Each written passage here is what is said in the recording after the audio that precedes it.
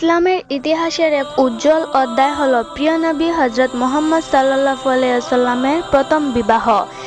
এই কাহিনী কেবল একটি বিয়ের গল্প নয়, বরং প্রেম, বিশ্বস্ততা, ত্যাগ এবং এক মহিয়সী নারীর শ্রদ্ধা ও ভালোবাসার কাহিনী। সেই সময়ের মক্কার সমাজ ছিল অন্যায় ও অন্ধকারে ডুবে থাকা এক পৃথিবী। চারিদিকে প্রতারণা, জুয়া, মদ পান আর মূর্তি পূজা ছিল সাধারণ ঘটনা। কিন্তু এর মধ্যেই একজন যুবক তার সততা ও সৎ চরিত্রের জন্য সকলের কাছে আলাদা হয়ে উঠেছিলেন। তিনি আর কেউ নন, আমাদের প্রিয় নবী মুহাম্মদ সাল্লাল্লাহু আলাইহি ওয়াসাল্লাম। মক্কার মানুষ তাকে ডাকত আল আমিন, অর্থাৎ বিশ্বস্ত। মক্কার অন্যতম ধনী ও সম্মানিত নারী ছিলেন খাদিজা রাদিয়াল্লাহু আনহা। তিনি ছিলেন অত্যন্ত বুদ্ধিমতী, সৎ এবং উদার মনের মানুষ। স্বামীর মৃত্যুর পর তিনি ব্যবসার দায়িত্ব নিজেই সামলাতেন। বড় বড় কাফেলা যেত তার নামে। ব্যবসার কাজে দূরে পাঠানোর জন্য একজন সৎ ও বিশ্বাসযোগ্য লোকের প্রয়োজন ছিল তার। আর তখনই তিনি শুনলেন মুহাম্মদ সাল্লাল্লাহু আলাইহি ওয়াসাল্লামের সততা ও বিশ্বস্ততার কথা। খাদিজা রাদিয়াল্লাহু আনহা তাকে নিজের ব্যবসায় নিয়োগ করলেন, সিরিয়া পর্যন্ত ব্যবসায়িক সফরে পাঠালেন এবং সাথে দিলেন তার বিশ্বস্ত সহকারী মাইসারাকে। সেই সফরে নবীজি তার সততা, পরিশ্রম আর বিশ্বস্ততা এক অন্য দৃষ্টান্ত স্থাপন করেন। প্রত্যাশার চেয়ে অনেক বেশি লাভ হয়।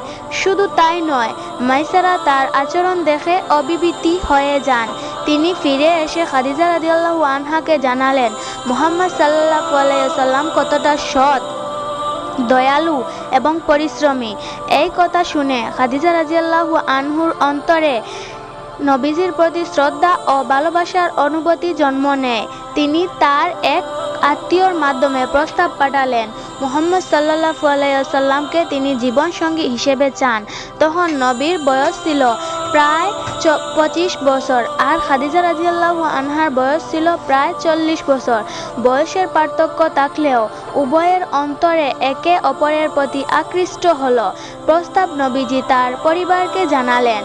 পরে উভয় পরিবারের সম্মতিতে বিবাহের আয়োজন করা হয়। বিয়ের সময় নবীজির অভিভাবক ছিলেন তার প্রিয় চাচা আবু তালিব। তিনি খুতবা পড়ে নবীর চরিত্র, বংশীয় মর্যাদা এবং সততার কথা সবার সামনে ঘোষণা করেন। মোহর নির্ধারণ করা হয় আর উপস্থিতি সবার সামনে বিবাহ সম্পূর্ণ হয়। সেই দিন থেকে শুরু হয় তাদের দাম্পত্য জীবন। খাদিজা রাদিয়াল্লাহু আনহুর পূর্ণ ভালোবাসা, শ্রদ্ধা এবং সমর্থন দিয়ে নবী সাল্লাল্লাহু আলাইহি ওয়াসাল্লামের পাশে দাঁড়ালেন। নবীজির প্রতিটি কঠিন মুহূর্তে তিনি নবীজির সহায় হয়েছিলেন। বিশেষ করে যখন প্রথম ওহী নাজিল হলো এবং নবীজি ভীত হয়ে বাড়ি ফিরলেন, তখন খাদিজা রাদিয়াল্লাহু আনহা তাকে সান্ত্বনা দিয়ে বলেছিলেন, আল্লাহ কখনো আপনাকে অপমান করবেন না। আপনি এতিমের অভিভাবক, দরিদ্রের সহায়, অতিথিদের সম্মানদাতা।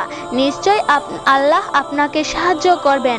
খাদিজা রাদিয়াল্লাহু আনহা এই ছিলেন ইসলামের প্রথম বিশ্বাসী নারী।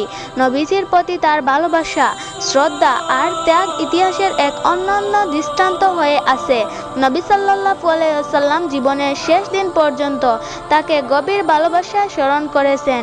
এই কাহিনী আমাদের শেখায় দাম্পত্য জীবনের প্রকৃত সম্পদ হলো পারস্পরিক শ্রদ্ধা, ভালোবাসা আর একে অপরের পাশে থাকা। এই ভালোবাসার ভিত্তিতেই গড়ে ওঠে শান্তিময় সংসার এবং সুন্দর সমাজ। প্রিয় দর্শকবৃন্দ, এটি ছিল প্রিয় নবী হযরত মুহাম্মদ সাল্লাল্লাহু আলাইহি ওয়াসাল্লাম ও খাদিজা রাদিয়াল্লাহু আনহার বিয়ের কাহিনী।